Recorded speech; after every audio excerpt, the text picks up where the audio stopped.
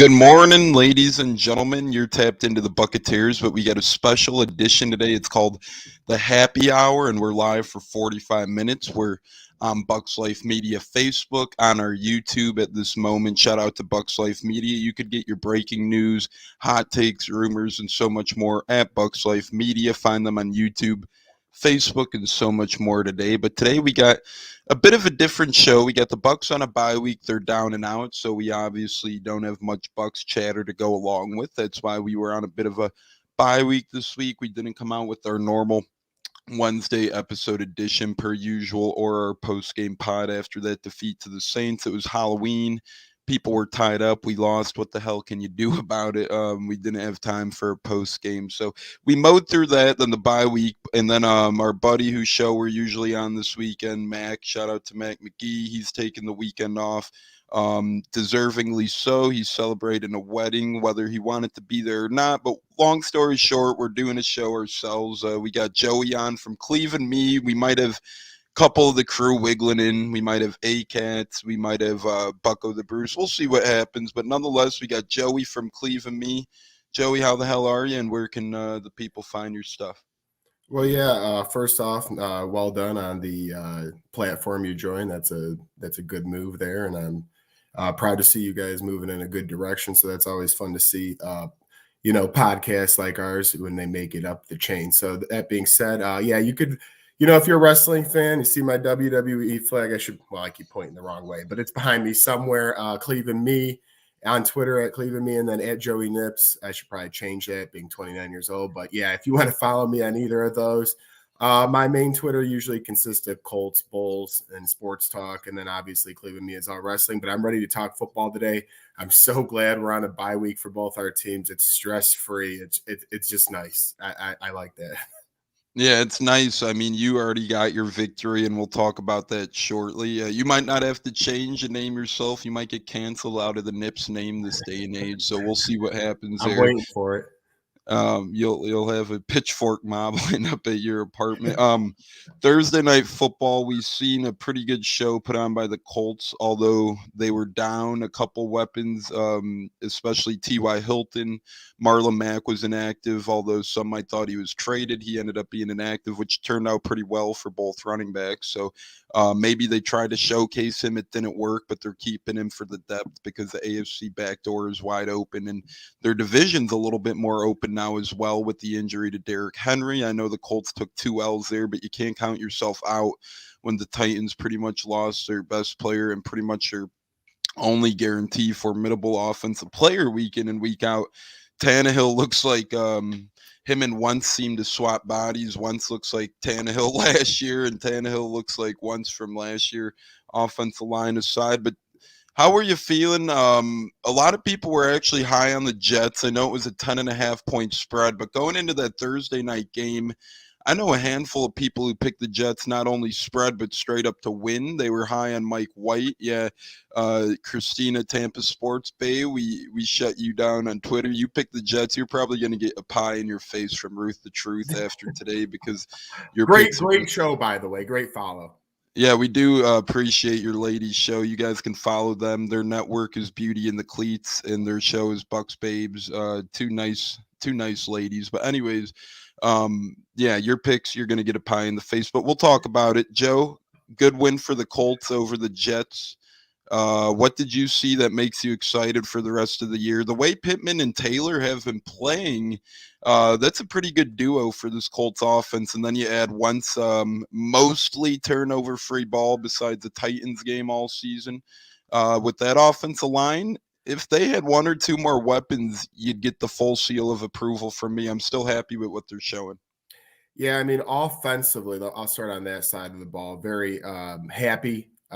We don't, and besides our offensive line, we haven't invested a lot of money into that. Besides, obviously, Carson Wentz, who's on a trial run and has been killing it with his 18 touchdowns and 3 interceptions, gets a lot of hate. It's like, come on now, look at the stats. But what do you got to do? Sometimes it's like, you're playing your best football with very little weapons and people still aren't tipping the cap. Yeah, I mean, I'm a Colts fan, so I love all the weapons. But if you look around the league, it's a bunch of, odds and ends they do great jobs of filling in outside of Pittman and Taylor. But I mean, those were second round picks that really worked out well. It was a big win. And, I'm glad for the mini bye week, but the defense has got to start to get something together. If it's not for Darius Leonard, who has 9 takeaways in 9 games and is still not in the top 5 defensive player of the year, but that's another story. Besides him, I'm not seeing a whole lot that I like week in and week out. So, yes, this was a nice one against a bad team. You got to do the same thing against Jacksonville, because then we get that 2-game stretch where Buffalo and Tampa come into play, where we will be at that game. And outside of Quentin Nelson owning Vita Vea that day, I can't guarantee much. Yeah, we'll have you back on for that one. Not so sure you'll survive with that nature, but we'll save the talks for a rainy day. I did want to mention good win overall. Good win overall. I do have before the season started, I threw $3 on Darius Leonard to win Defensive Player of the Year. Really? That would pay over $130 on a $3 bet. So I would like to if he was a little more appreciated by the NFL, but it is what it is. It's the NFL. You get your big market people who just get lost in the big markets and they don't really look towards medias and markets like Indianapolis or, before Brady came, Tampa got the same sort of treatment. You don't really get that feel for the big markets. You still got players who, aren't playing totally great. I mean, nothing to take away from Diggs on Dallas. He has a lot of interceptions this year, but he is getting burnt on a lot of passes too. So you got to take into account a lot of things there. But nonetheless, good win for the Colts. They were able to survive. They pretty much commanded that whole game, especially in the second half. They got up by almost 30, if maybe more than 30. So I think they took the pedal off the brakes a little bit. You just don't want guys injured at that point. So I think that's what we've seen at the end of the game. More controlled style football, which resulted in Jets mounting a mini comeback, which was really never game threatening. I never felt like the Colts were going to lose that game. But anyways, good win for the Colts. A look around the AFC today. You got a lot of impactful games. Colts are probably rooting for some to lose. Before we take a look at the NFC South, you got any games for the Colts playoff picture that you're keeping a specific eye on? Well, actually, I mean, this will transition nice into the NFC South. I'm really looking at that New England at Carolina game right now, and for a couple of reasons. Number one, Carolina started off 3-0. Obviously, they've struggled tremendously as of late. Sam Darnold might not be good. I mean, it's just that's a fact. That just might be the case. That being said, New England's hot. After starting 1-3 and losing to Tom Brady, they've won 3 out of 4. And a lot of good stuff has been happening for them lately. So it's scary. Now their schedule, I looked at it. It's not easy. It's not hard, but it's kind of in the middle. But this is one of those games where you really hope they go on the road in Carolina. I know you won't be rooting for Carolina, but for me, I will have to. And then the other game real quick, Browns and Bengals. Obviously, you love when 2 division opponents play because they'll just beat up on each other. But at the end of the day, one loses, one wins. So more looking at the New England-Carolina game for myself. Yeah, we got a little shout out here, by the way, on Facebook. Brad Jones says, "My boys, how we doing, Brad Jones? We do appreciate you checking out." And then we got Andrew Prusky commenting, Joe with a million E's at the end. So, gentlemen, we do appreciate you guys tapping in to the Buccateers right now, or happy hour brought to you by the Buccateers, I should say. It is a modified edition of the Buccateers podcast. It's a Sunday special. We're here till 11:15 Central, which is 12:15 Eastern, which is 10:15 Pacific, which is 11:15 time zones. 11:15 Mountain. I'm running out of time zones to cover, but if we do have anyone, and we do have a question from Twitter. It looks like from Bucks Life Media Twitter, real quick about fantasy. Before we get moving to the NFC South, and some of those AFC teams you need to lose, I think have a good chance at losing today. So lucky for you there. Bucks Life, Freeman or Ingram, on Twitter. So I'm guessing Mark Ingram and Devonte Freeman, if I had to be guessing, probably is the question. Ooh. And I'm guessing it's at a flex or at a running back, because I think you'd have better flex options unless you're in like a 20-man league. G, no PPR details, makes it a little harder to decipher. Is this Ingram's second game for the? Yeah, it's Ingram's second game. He debuted with the Bucks last week, or he debuted Did he against the do Bucks anything last against week. them? He typical Ingram game, couple carries here and there where he managed 4 to 6 yards a carry, but nothing too great. And then you got Devonte Freeman, who might be starting this week because what's his name's out? The other Latavius Murray. Latavius. I mean, yeah. I'm going to assume half point PPR. I'm just going to go in the middle, and oh boy, if I have to pick one, I'm going to go. I'm going to go Mark Ingram. Let's put it this way: the New Orleans Saints at quarterback, we all know, after losing Breeze last year, then losing Winston a couple weeks back, they're going to have to rely more on the run game and Taysom Hill, who I think is back this week, correct? Taysom Hill is actually not played. Trevor Siemian is still he's quarterback in this week. But is Hill going to be active? I think he is. Yeah, he is going to be active, so he should be. My apologies. He's active on that behalf. He's not their quarterback though. Right. So I expect them to do a lot of interesting running dynamic plays where you don't take the pressure off Siemian. Freeman, the only way he does something to me is if he gets that short yardage touchdown, which could always happen with Baltimore, but Lamar is a big threat down there too. So Mark Ingram at home against the Falcons, who have played a little better lately, but don't have that good of a defense. I'm going to go with Ingram. What about, let's say you? As our buddy Stunnis says, Atlanta's a question mark. You never know what they're going to bring to the table week in and week out. But no, Mark Ingram did have, although it was a short week last week, he had 6 carries for 27 yards and 2 grabs for 25 yards. So he barely had any prep time. And although it's not the biggest production on the ground, he proved that he had 8 touches in a week where he didn't have a lot of time to prep for it. With that being said, Devonte Freeman, with Latavius Murray trending down this week, and we'll have our MASH report. Shout out to Sean O'Toole. He usually does a great job at displaying those, but we'll do ours in a little bit. Best in the biz, one way or another. We got Devonte Freeman, who has scored a touchdown in each of the last 2 games he's played. As you said, he's more of that touchdown or bust type guy. The Saints are going to rely on the ground game more with Trevor Siemian against this Atlanta D.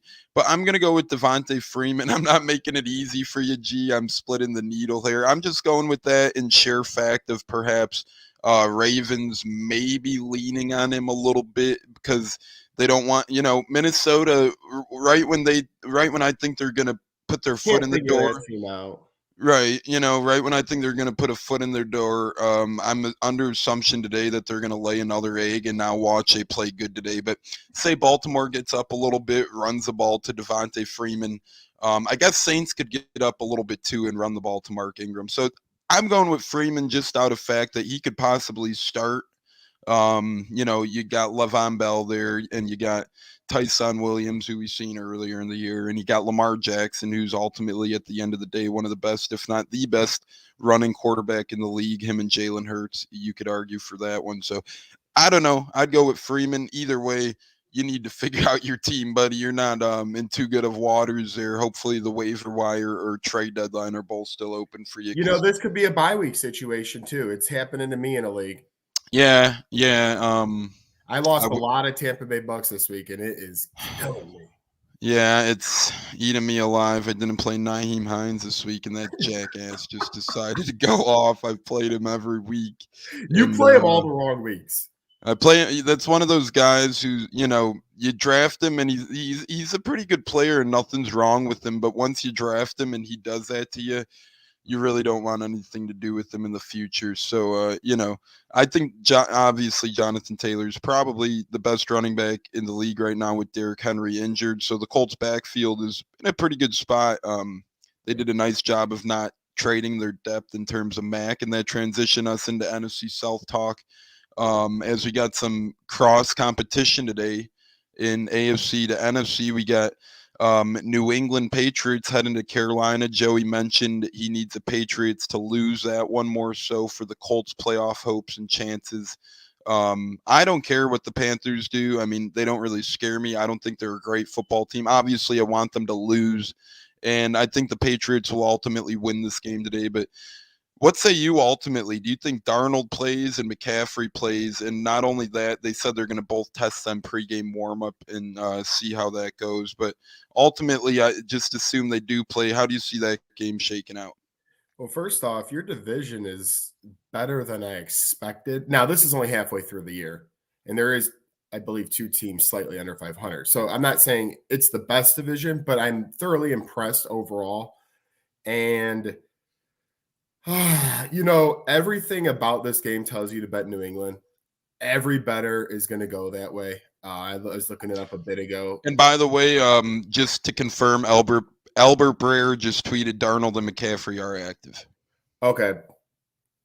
Call me a homer, have you be. If I'm taking the points, maybe even the money line. They're at home. This is a big game for them. I know New England's played well. I think this could be a ugly, like a 19-17, a 23-22. I don't know. Something weird's going to happen in this game. I don't think it'll be a blowout either way. That being said, I won't be surprised if New England wins. But you know what? Once I hear McCaffrey's back, that is the engine for that team. It's hard to run a car if you don't got the engine. So McCaffrey, I don't know if he'll be limited, but to me, that guy, if he plays, he's not limited. So I'm going to go with a close Carolina win.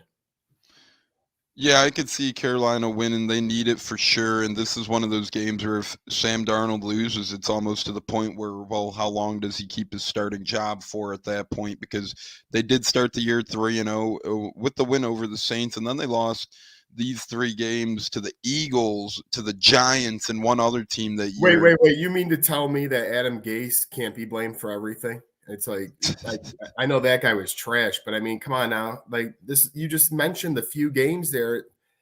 I'm very disappointed in Sam Darnold. Very. And there's another game sandwich in between that's even a worse opponent. I'll think of it in a minute. But I agree. I think Sam Darnold, a lot of people were high on him coming into the year. He started 3-0. I was high on him coming into the year. I'm not going to lie. See you raise your hand. You're high about it. High about him coming into the year. But you lose this 3-game stretch, and you can't look at yourself in the mirror the same. You lose at home to the Eagles. Okay. Jeez, I bet that was a lock for me. Jesus. Yeah, that's bad. Then you lose at home to Minnesota. And then you get your ass kicked 25-3 at the Giants. Oh, I forgot about that one. Saquon was out that game. And that's another story. Keep going. So, I mean, and then last week, Halloween, they barely squeaked by Atlanta, who was without, they had to deal with that. That was a good game throughout. Yeah, and they had to deal with that Kelvin Ridley stuff day of that morning. So a lot going on there. So Carolina's a team that's been inconsistent this year, to say the least. They do need a big game today, and I call their coach knock off Doug Heffernan. He needs to do all he can to try and win today's game. I just don't see it happening. Although this is the perfect type of game for New England to lose, no doubt about it. They're one of those teams where I think they're going to win and they lose, and I think they're going to lose and they win. But I'll go with New England winning a close one here. It's going to be an ugly game. I'll go 19-17 New England, a weird score. I don't think that would get scoregami. I was going to say that I don't know if that gets scoregami. I think we've seen that score before, perhaps not popular score, but we got one more crack at the NFC South here before we move on to our Sean O'Toole-led MASH report. And we do have a lot of injuries to talk about. Man, geez, Lou, I'm going through this list and bodies are piling up. Try and take a breath during this. Yeah, I got to breathe. Sean, he gets through it somehow. I don't know how. I got to try and motor through it, but steroids. Falcons getting 6.5 against the Saints. What say you? I hate the Saints, but I hate to give this compliment, but Sean Payton's just damn good at getting his team ready to play with whoever's playing at quarterback. And I do not like giving him credit, but you got to give it where it's due. I would almost buy a half point just to be safe and make it at 7 and take Atlanta. But overall, I think it'll be like a 27-21 New Orleans win. I just think being at home, I want to pick the Falcons so bad, but I don't see them losing on their home turf. I think now with a week of preparation and, getting maybe not Hill at quarterback, obviously full time, but getting him back in the mix, Mark Ingram another week in the offense. I just don't see them losing this game, but I'll take Atlanta to cover. Yeah, I think Atlanta covers as well. I'm not so sure they escape with the W either. I think they do cover, though. I'm going to go with 30-24. They're getting that nice 6.5 point hook 'em right there. As our friend Stunnis says, my co-host, we just don't know what Atlanta's defense is going to do every week. I'm not so sure what they're going to do this week. Art Smith, he's one of those coaches who seems up and down. Now, this is a perfect game. New Orleans plays down to their competition.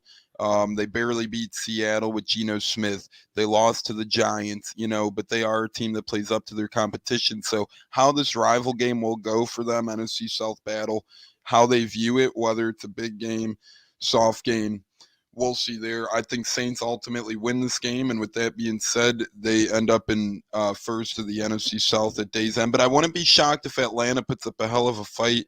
And if Atlanta does win the game, it wouldn't be the most shocking win on today's slate by any means. And I know this is just a question for you. And I would have wished a couple more people were on because I want a few opinions here. But when you look at the New Orleans Saints as a Tampa Bay fan, what is the word you say about them? Is it they make you a little, is nervous possibly a word? Is don't care about them, afraid? What worries you after losing in New Orleans, which you guys have done, unfortunately, a plethora of times? It didn't matter in the playoffs. You guys rolled them when it counts. But at this point in the season, what would you say about New Orleans?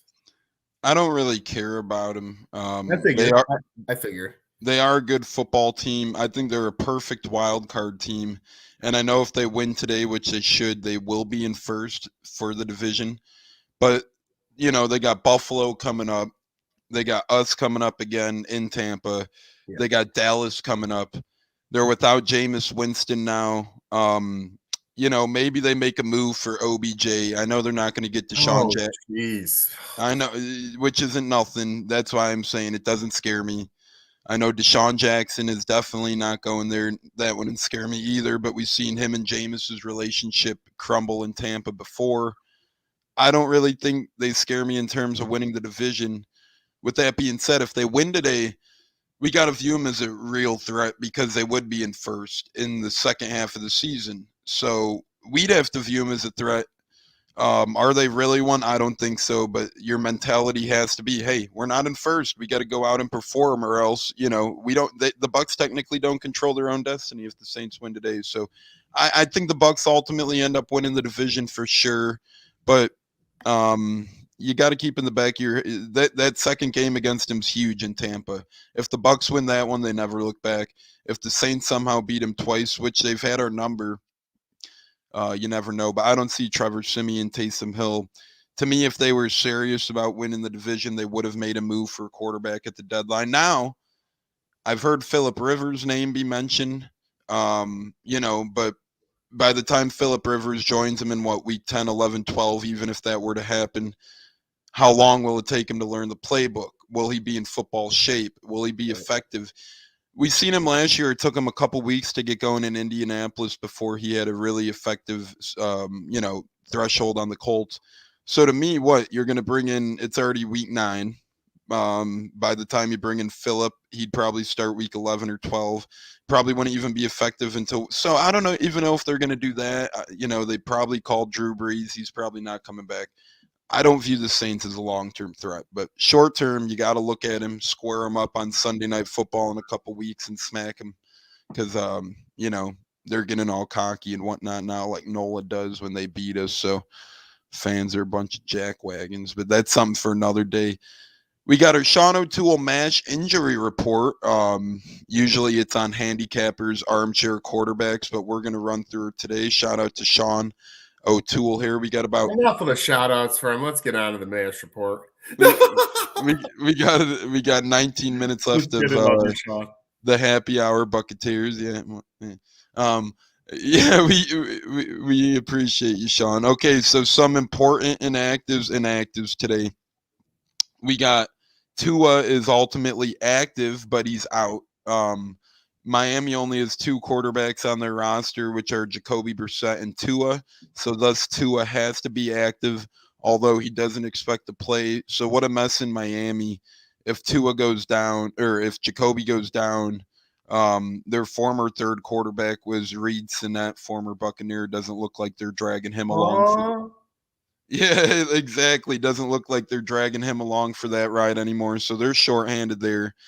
Robinson's out for Jacksonville. I think he's one of the most underrated running backs in the NFL. That's a huge loss for Jacksonville.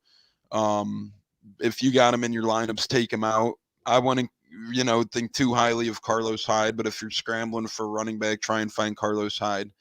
OBJ obviously inactive this week. He'll officially be released tomorrow, put on waivers tomorrow.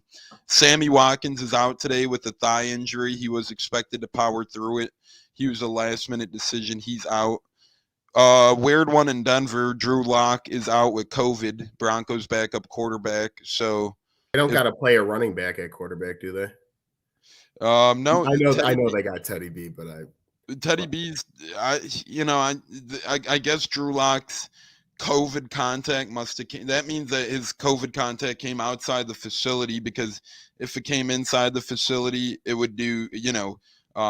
Teddy B would have to be out today. So it had to come outside the facility. And then you got Kenny Golladay and John Ross are active for the Giants today. Two wide receivers are ready to roll there. But then you got Sterling Shepard and Saquon Barkley are out for the Giants. And then ultimately you got Latavius Murray out as well for the Ravens. He joined Sammy Watkins is out. And then Harrison Smith for the Vikings was placed on the COVID list. Their Pro Bowl safety. So that's a big loss for the Vikings.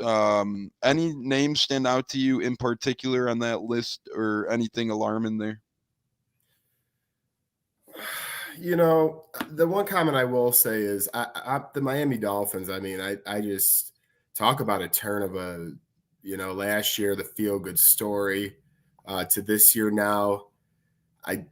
I love Tua, but it just, there's always something going on, I feel like, lately. And I don't know, maybe Deshaun Watson, if he could ever come back and actually play and drop those 22 counts, maybe he is the right move for them. But yeah, that's very concerning. I mean, that team the Dolphins have one win, if I'm not mistaken, correct?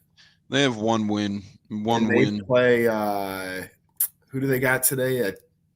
Texans, but they got Tyrod coming back. Yeah, so yeah, and Jacoby in, Tyrod in. I'm going with Tyrod. So that's my concerning part. Other than that, you got some small things here and there. I'll be interested to see where Odell signs. Do I care? Not really. But speaking of Odell, real quick, how weird is it seeing all these players? These players are acting like he's locked up in some, Chinese camp overseas or something. They're wearing free Odell t-shirts. It's like, what are these players doing? The guy was dropping passes, pretty much was disrupting Brown's chemistry. His dad is a stalker, digging up old film. It's weird. And yet players are pitying to him. Is there something I'm missing? So Brad Thompson, I'm going to tell you this straight, okay? Number one, the guy found himself out in New York. So he did not do that on accident. He did that on purpose. He didn't want to be there. He said it was all, everybody's to blame but him. You had one-handed catch with gloves with too much stickum on him. Get over it. He goes to Cleveland. I haven't seen him do anything in Cleveland. Everyone always wants to talk about Baker Mayfield. Let's talk about Odell Beckham. The Cleveland Browns have good players all over the place, yet this guy can't be on he said he wants to play for a contending team. You're on a contending team, bud. You're hurting your team. So the next team he goes to, they better talk. I would, if I would sign him, say the Colts Prime, I sit him down and say, you do one thing we don't like, you're out the door. It's that plain and simple. I'm not putting up with this guy. I don't care what anybody tells me. You can bring up past stats, whatever. All I know is in the last year he's done crap, but make a hassle for the Cleveland Browns. And the thing is, the Browns' current regime aren't even the dudes who traded for him. Their old regime was. This new regime Kevin Stefanski has is obviously a run-first ball club. They got 3 really good running backs on their team. You know, you got Chubb, Kareem Hunt, Ernest Johnson. Nobody could say otherwise. You got 2 pretty dang good tight ends on your team, and Hooper and David Njoku. Their stats aren't always flaring off the charts. You don't see them crying. I can't speak for Jarvis Landry. There were rumors of him begging for trades last year, but diva wide receivers, I'm glad that that's not a problem in our locker room. Bucks are a little spoiled with Mike Evans, Chris Godwin. You seem to have a couple good ones with I Pittman was going to Jr. say, and you don't even T.Y. have to Hilton. have good receivers. You just have to have guys with a brain. Right, yeah, and you guys seem to have that as well. I get it does help in I mean, it Pittman's does help case. to have Mike Evans. Right, and it helps in Pittman's case. His dad was a pretty good NFL player, so you know your dad. You don't got Odell's dad or LeVar Ball speaking in your ear trying to say one thing. You got an NFL pro as your dad who's going to lead you right in life, right? Michael Pittman, what a job him and Junior have done. Junior's got, a lot more. His ceiling is so much higher, but I feel like that's part and thanks to a good father, Michael Pittman, prepping his son for the NFL. So No doubt. I'm glad our teams don't have to deal with that type of wide receiver. Now, I have heard Colts and Bucks on the rumor list. Let's hope. I I mean, know. I don't know if you want him. I'm not really too keen on OBJ coming here. We don't need him really. Although I wasn't keen on some other people coming here, then I got used to him. So I guess ultimately, me or you would have to get used to OBJ on our rosters if they did come. But there's another guy out there. Quick before we get to our last couple segments, Deshaun Jackson. What say you? To me, Djax is a better fit for the Colts right now than OBJ would be. So for the Bucks community, they might not like me saying this because I think you guys didn't really like how it ended with him. I would do the same thing. I would sit him in the room and say, "You make one mistake, you're out." But I actually do like this signing because he has shown signs of productivity still. And with T.Y. Hilton in and out of the lineup every week, Paris Campbell in and out, those were our 2 speedsters. We don't really have that speedster now. I mean, Ashton Dulip, special teams. Come on now. So if we could get Deshaun Jackson, he could really stretch the field. I mean, you got to think of things that make sense. And I mean, Pittman, and then you could have, if you had Djax on the other side, he's a burner. I mean, at the end of the day, he's going to open up the field and do things for you. So I know he's got some, it seems, weird things going on with him too, but I'm not as mad with him or as frustrated, I should say, as I am Odell Beckham. Yeah, I mean, Djax literally, and he should have known this going in, right? But he signed himself, and he was a 4th or 5th guy on the Rams. I'm no fan of Mejax, but at the end of the day, okay, he is a little more fair share, although the Rams are a great team, so you'd think you'd want to play for them, but he is more fair share. He wasn't just getting playing time. OBJ is literally wide receiver 1 on a contending Browns team, and he's crying, so you could see it a little bit. I think Djax ends up with the Raiders or Colts. If I had to choose, I would say Raiders or Colts. If I were to choose for OBJ, I got a feeling of maybe the Packers or the Saints if I had a gut feeling for OBJ. So I'm going with Raiders or Colts for Djax, Packers or Saints for OBJ. We'll see how that. And like I said, I hope he goes to the Saints because that'll just cause more headaches over there. Yeah. They could have him. A couple segments left. What's your lock of the day, sir? I'm doing it. I know a lot of people always say West Coast, East Coast, stay away, but I don't see how the LA Chargers lose this game. I think I just saw even. It's a pick 'em right now for that. And I was like, I don't care what you try to tell me. The Chargers need a win. Everybody was high on them, saying they're the best team in the AFC. They lost a game to New England and to somebody else a couple weeks before that. Everyone's off the bandwagon. I'm not an Eagles guy. Former Colts coach Nick Sirianni, I love you, but I don't think very highly of your team. You're trading away players during the season anyway, so that proves you're really not trying to win too much right now. I am locking in the LA Chargers and Justin Herbert.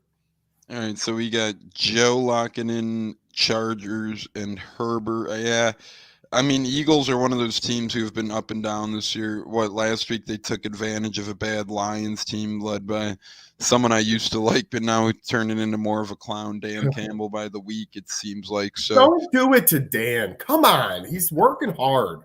working hard for a lot of zeros and donuts in the win column. That's for dang sure. But yeah, you look at the Chargers, it's a pick 'em flat out now. And they are playing at 3:00, so that's, Chargers aren't used to playing outside of that time zone. They're used to that 3:00 Central Time, that is 4:05 Eastern Time, which is right up the Chargers' alley. So yeah, it is East Coast to West Coast, but they're not changing, I times. forgot it's not a noon game, so that I guess you're right. So it doesn't matter as much. I do like the Chargers a lot there. I agree with you. I think they're due for a good win. Brad Thompson, our buddy, he locks in Jaguars under 17.5 points. I'll take the over. You like them to score more than 17.5? I'm just being I don't know. Do you? They're without James Robinson. Trevor Lawrence is going to have to try and do a lot today. So their backfield will be Carlos Hyde, Dare Agumbawale, Ozigbo. DJ Chark's out for them. He was probably one of their top weapons. So I don't know, 17.5 points. I get the way they could get there is if Buffalo's beating the doors off of them and, their defense relaxes a little bit. I wouldn't say it's out of the question, but I don't. In Jacksonville? It is in Jacksonville, but not that matters. That home field's trash, but I'd see them getting right around 17 to 20. So it's going to be close. I like the under though too. I think 17 is a number they probably hit there. So right now we got Joey locking in the Chargers and a pick 'em over the Eagles at 405. We got Brad taking the under and Jaguars total score of 17.5 at 1 Eastern. And my lock of the day, I've been going back and forth between a couple of games here, but ultimately I'm going, and I don't know if I'm doing this out of goodwill or what, but I think that Tyrod Taylor coming back to Houston really opens up opportunities for them. You might as well buy his jersey. Yeah, well, if he wins me some fantasy games, I'll buy his jersey. I could use it. I'm in the bottom of the barrel a bit there. I bet this game a couple days ago, so I lucked into 5.5 points. I'm getting Houston at plus 5.5. The spread's all the way down to 4, so it is marching the other direction. But I like Houston plus 4. I also love Atlanta plus 6.5. So I'll throw 2 locks out there. I'll do Houston plus 4. Although I got him plus 5.5, like Mac McGee just takes advantage of early on in the week. I had to follow suit. I mean, come on now. Absolutely. And then Atlanta is one of Mac's locks often, so I'm going with them plus 6.5 today. So we got Brad under 17.5 total Jaguars points. We got Joey picking Chargers and a pick 'em, and we got Atlanta plus 6.5, Houston plus 4 as the locks. Joey, what's your one game you would tell people, hey, that looks interesting, but I'd probably stay away from it?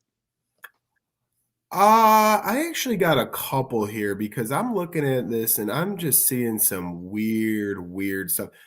Like, for example, I look at that Raiders-Giants game and I think there's no chance the Giants, but then again, Raiders with all the Raiders stuff going on. Right. So I'm staying far away from that game. I mean, unless the Raiders can go 156 miles an hour on offense all day, I don't see that being a big game.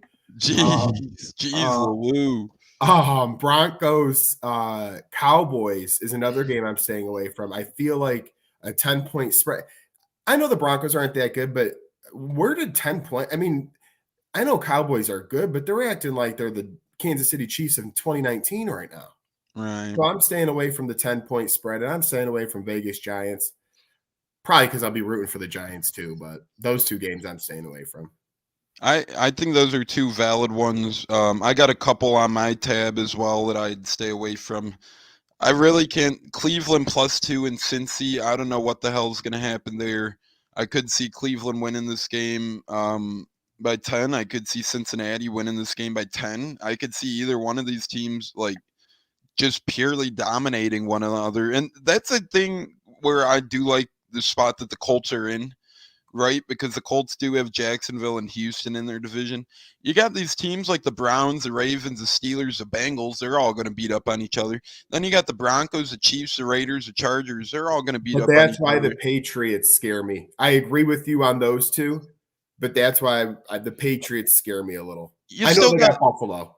you still got the Jets and Dolphins too, and I know they're not good football teams, but look, the Jets beat Titans and they beat the True. Bengals this year. And True. you got the Dolphins, who were a playoff team last year, or should have been a playoff team Right. last year, although they have one win this year. So you never know with those two teams.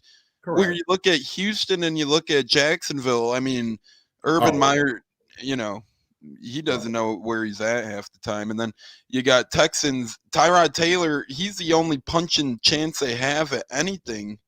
So I don't know. I think the Colts do have the I agree. I agree with you. easiest division to muddle with. But In terms of that, correct. but with that being said, their path remains one of the hardest. But I got faith for them. I'm staying away from Cincy and Cleveland, and I'm also staying away from. I like that choice. Man, you chose my first two, so I'm gonna have to dig deep here. No, I'm Seems to kidding. happen a lot on these weekly shows. Yeah, I'm staying away from Cincy and Cleveland, and I am also staying away from Minnesota, Baltimore. Like we keep reiterating, Minnesota is one of those teams where you just don't know who's going to show up, when they're going to show up, and kind of with Baltimore too, right? Everyone crowned him as the best team in the AFC a couple weeks back. Then they got their tails kicked in, and honestly, Dan Campbell's team should have beat Baltimore about a month or so ago. So you got a couple games today, and honestly, today's slate of NFL games should have been on Halloween because it's feeling a little scary in terms of a lot of these games don't provide a comfortable feeling. Even tonight's game and tomorrow's I was game. just about to ask you about tonight's game and your thought. If I were to pick a winner tonight, I think the Rams. Listen, I think they should win. I think they're going to win easily. That spread is tricky though, because the Rams haven't really been blowing people out like they should. They've been playing closer games, but if they do it any week, it could be this week. I think Rams win. I'm kind of excited to see Adrian Peterson suit up again. I don't like the Titans, but I do respect that the Titans gave him another chance to play and come back. So I like the Rams. I like the Rams giving 7 if I ultimately had to choose, and I like Steelers laying the 6.5.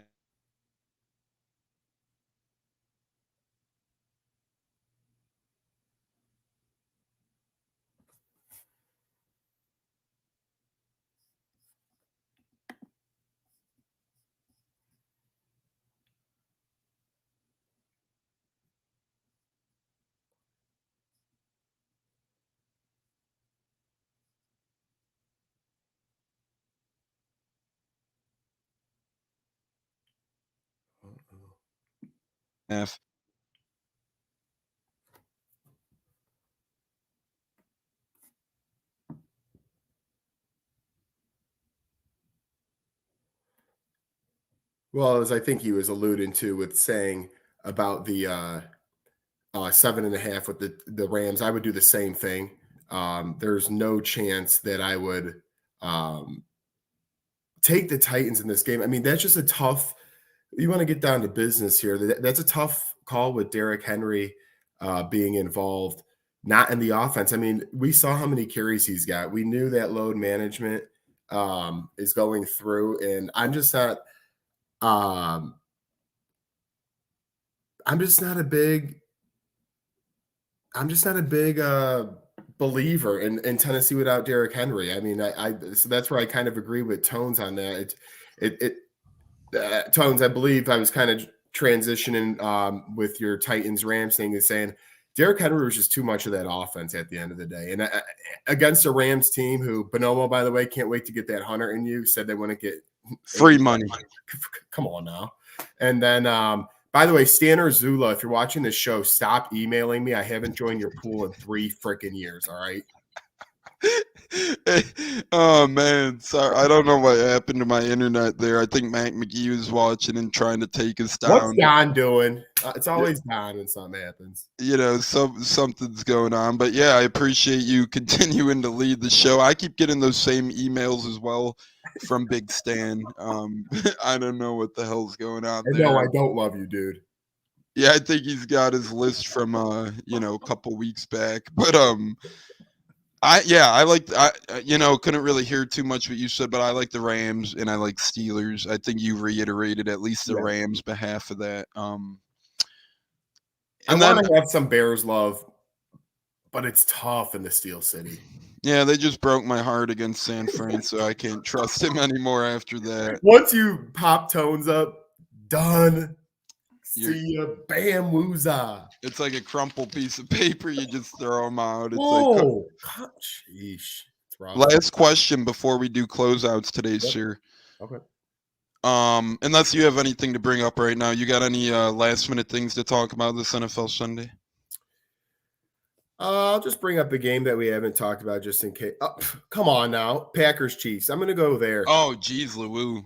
I'm very intrigued to see what Jordan Love has to prove today, and I mean, for many reasons. He's going to be the future sooner than later. Rodgers made that clear, unlike his vaccination status.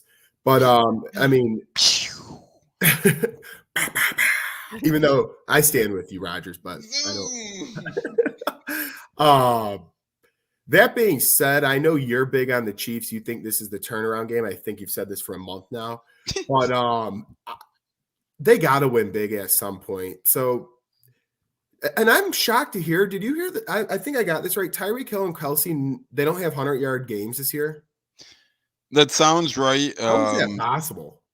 I mean, Mahomes looks like, it's like the old Scooby-Doo episode where someone's in a disguise and they lift their mask and they're like, oh, dang you, you're fooling us. It's like you're going to lift Mahomes' mask right now, and it's like, Eli Manning in his last season. It's like, damn you, Mahomes, what are you doing? He's just turning the ball over. He's not running effective.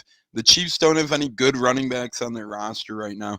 They just don't have the cats to bring to the fight right now. And on top of that, they're not getting their ball to the big dogs. And when they have lately, they've made plays like Travis Kelce did last week. I mean, they got the ball to Kelce last week. And then Kelce fumbled the football in a pivotal point in time for Kansas City. So I keep thinking they're going to break out as well. I have said the past month, as you said, that the Chiefs are going to break out. Chiefs are going to break out. They haven't shown me that. Today, it's now or never to me. They have the chance to do it, although against a backup quarterback, what a better time to get the defense rolling. Devonte Adams will be back today, but I don't think that's a big enough difference. I think the Chiefs win today. I don't know if they cover, but I'd go with them -7. That's a hefty spread. Yeah, I'm staying away. I'm staying away from that one as well. I think they win outright. You want to know a real treat? Tim Crowley just walked in with Oreos. Huh? With what? Oreos? Oh yeah. So we're getting ready for game day, baby. What's the last question? I'm ready for this day. Let's go. Hopefully you're lucky enough to get some of those puppies. Last question of the day is Bryan Edwards' fantasy value now that Henry Ruggs is no longer a member of the Las Vegas Raiders after that probably a local prison. Yeah, for real. Heart thoughts and prayers go out to the victims, the family involved in that one. Terrible story. Young lady lost her life. A young puppy lost its life. Henry Ruggs' girlfriend got injured. Henry Ruggs himself got injured. The whole thing's just a shame. He was the first wide receiver taken in the draft last year. Imagine that. So, Bryan Edwards' fantasy value, just pretend like they don't sign anybody. Do you think Edwards takes the next step and becomes a big target for Derek Carr and really takes over as a wide receiver 2 in fantasy leagues this year? Well, I'm going to be straight honest with you all. I do not and did not know much about this man until I read up this morning. That being said, Derek Carr is a pretty good quarterback, and they're going to have to you can't just throw it to Waller all the time. So if they don't sign anyone, which I think they will, but even if they do or don't, he's worth a flyer. If you have a league where, by the way, I got a league where there's no IR spots, that should never happen. I got all these Bucs guys, and I got Barkley and Clyde Edwards-Helaire, and I can't even do anything. But that's another story. The Raiders, if you have a deep bench, I take a flyer on them. Why not? Let's say you. Yeah, I actually have him in a couple leagues stashed on my bench now, especially in PPR formats. I think he's going to play a very big role. Like you said, Darren Waller, you can't just throw to him every week, as nice as that would be, as much as you want. You can't just do that every week.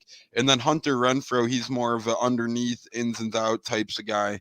He's not your downfield guy. I think he Edwards plays a big role in the downfield deep threat passing game. And I think he proves well for Derek Carr. Like you said, Edwards might not be a guy a lot of people know about, but he was a rookie last year too. It kind of reminds me of Kirk Cousins, RG3, when the Redskins drafted both of them. Kirk Cousins became the starter. RG3 became the free agent. Now you got Henry Ruggs and Brian Edwards. They were drafted first and third or fourth round. Henry Ruggs is now out the door for other reasons. Edwards is in. So, Joe, what's your walk-off of the day, sir, and what's your closeout, my friend? Thank you so much. We went over our 45 minutes. I had some technical difficulties. You had the Oreo Bandit come strolling in. We're at about 51 minutes right now. Any last words, any closeout, any walk-off? Thanks again for joining us when the crew is down and out this week. Oh no, I mean, it's been a fun show. I'm glad to be a part of it as always. Like I said, always a good time to be on the Buccateers. I'll see you all in a few weeks for the Colts game that we will be attending. But my walk off of the day. Hopefully meet up with my good friend Evan Winter from Sports Illustrated. He'll be there. Oh, cool. Jake Jahemiak, a good friend. He's huge Bucks game used jersey collector. He'll be there. So hopefully we could get whether it's Saturday night or at the game, say some hellos to some good peeps. Absolutely. My walk-off is going to be Denver or San Fran will win today. Wow. San Fran home against Arizona, Denver at Dallas.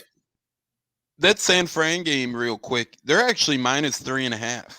Oh, well, there goes my walk-off. No, I mean, I'm not doubting your walk-off, but is that not a college football spread? Like, you see a Purdue -3 against, Michigan State or something like that. That feels like the same type of thing. Right, and yeah, I mean, I know it's in San Fran. They play tough, but I don't get how you can't make a one-loss team not a favorite. But I'll just say mostly I think Denver plays a good game today. I don't know why. I just really think they play a good game today. And at Joey Nips, if you want to follow my Twitter at Cleve and me for the wrestling stuff, as always, great times today, and I can't wait to get the action going. Yeah, great time today as well. We had a good episode of Cleve and me earlier this week.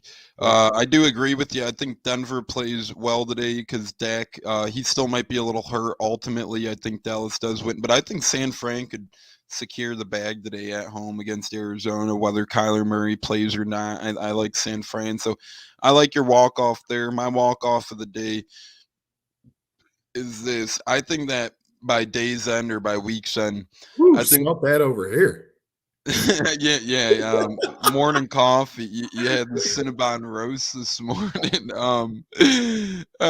Geez, Lawoo. I think after today, there's going to be more questions and answers surrounding this New Orleans Saints quarterback position. Wow. I think that Trevor Siemian looks like Trevor Siemian of old today. Not to knock him, I just don't think we see a great display leading coach Sean Payton. Hey, is it going to be Sean Payton or is it going to be Taysom Hill? Is it going to be Trevor Siemian or is it going to be a mystery man moving forward for the Saints? So that's my big walk-off. I don't know if Atlanta has the dogs in the cage to win today, but I do think if Michael Vick's around, they might. Oh, geez, Lawoo, I walked right into that one. We got to get out of here. I'm sorry, I'm going to be canceled on this show. We got Joey's name is Joey Nips. We got dog talk going on. We got Urban Meyer wiggling something in his pants around at a store near you. So, I'm out of here. I'm sorry. We're both out of here, guys. Thanks again, Joe, for stepping in on behalf of Joey Nips. It's Tampa Tones. It's been the Buccateers. We appreciate everyone tuning in. Try to get here at 3:00 instead of like 4:30. Yeah, over under 3:45. We'll put on that. Over. No, I'm taking the under. I'll be there. Thanks again, everyone, for tuning into the Buccateers. It's been awesome. Tampa Tones here. I was alongside Joey Nips from Cleve and me. Thank you, G, for asking us questions. Thanks again, Bucks Life Media. Thanks again to everyone on Facebook, Brad Jones, Pruski, Andrew Hernandez, Paul Chin, and Mother for tuning in. I've been Tampa Tones. It's been awesome. Thanks so much to everyone who allow us to be the epic people we are for a living. Sorry, peeps. Enjoy your day.